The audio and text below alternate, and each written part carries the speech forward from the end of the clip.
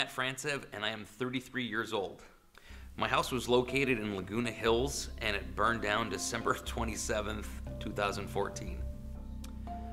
Oh, how long did I live in the house? It was my grandparents' house, so I was on again, off again, but my wife and I purchased it 14 years ago, so 2000. The house burned down on a Saturday morning. I was on my way to wrestling practice. I'm a wrestling coach at Whittier High School, and my wife was out doing wife things, and my niece and nephew, who happened to live with me, were at their friend's house for like a staycation. So by the time I got to my parents' house over in Whittier, I got a phone call from my neighbors saying that there was smoke and my house was on fire. So I turned around and made a 45-minute drive home in probably 33 minutes. Luckily, no one was in the house and no one had been in the house prior. My name is Amelia Mejia and I'm 12 years old. During the fire, I was at my friend's house with my brother when my friend's mom got the call that my Uncle Matt's house was on fire. My name is Alex Mejia and I am 9 years old. After the fire, my uncle seemed sad and happy at the same time because none of us were hurt and we're all safe. One of my plans for the future, for my family and how to start over again, unfortunately this is the second time my wife and I have had to start over again.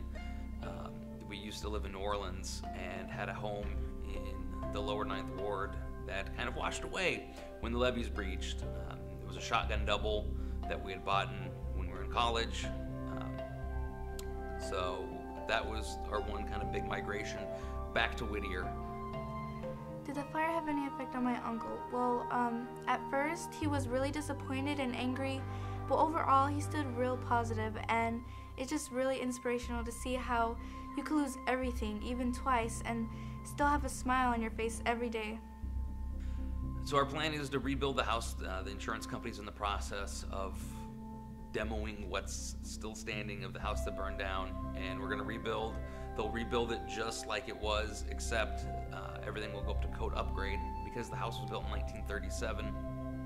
Had a lot of old plumbing, old pipes, old windows, really wicked old hardwood floor that can't get anymore. But anyway, we'll replace that. So our plan is to rebuild the entire house and move back in, and hopefully, according to the insurance company, we'll be able to throw a pretty wicked 4th of July party.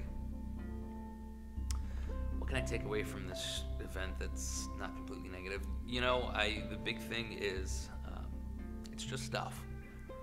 I was the caretaker to a lot of really, really cool things that have since returned to nature. It's a very transcendental and kind of stoic outlook on life. Stuff is just stuff. You can replace belongings, you can replace clothes, books, anything except human lives or lives. We have multiple lives, as you know, my niece and nephew were living there with my wife and our 2 kids. So I'm forever grateful that no one died.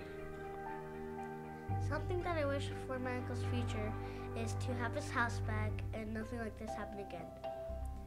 One thing I would want to tell my uncle is that, hang in there. They were just items, and I'm really glad that it wasn't anyone's life that he lost. You know, it is what it is. There's nothing that we could do to prevent the fire or to stop it, or the fact that, our stuff burned down. So we just, onward and upward, and, it can always be worse. So we're moving on, and we'll rebuild and stay positive.